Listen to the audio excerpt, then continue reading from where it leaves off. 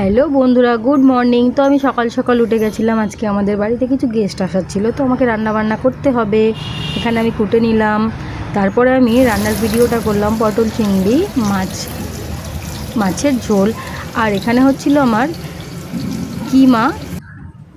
তো কিমার সঙ্গে আমি কিছুটা আলুও অ্যাড করে নিলাম। সব কিছু আমি কুটে কেটে নিলাম। তারপরে আমাদের রান্নাটা আস্তে আস্তে রেডি হয়ে গেছিলো। দুপুরের রান্নাটা যেমন মাছ আলুর ডাঁটার ঝোল আর পটল চিংড়ি এখানে ছিল, আর সাদা ভাত। এটা ছিল আমাদের দুপুরের খাবার। তো আমি দুপুরের খাবার ভিডিও করতে করতে রাতের রান্নাটাও চাপিয়ে দিলাম। ওখানে রাতের রান্নাটাও হচ্ছিল মাটন কিমা আলু দিয়ে। আর এখানে আমি মাটন কিমা করতে করতে বানিয়ে নিলাম রুটি। তো রুটি মাটন কিমা রাতে রান্না হয়ে গেল। আমি বসেছিলাম সন্ধ্যাবেলা ব্যালকনিতে বসে থাকতে সন্ধ্যাবেলা খুবই ভালো লাগছিল। আকাশটা খুবই সুন্দর দেখাচ্ছে। আমার তো খুবই ভালো লাগছিল। আপনাদের কেমন লাগছে কমেন্ট করে জানান।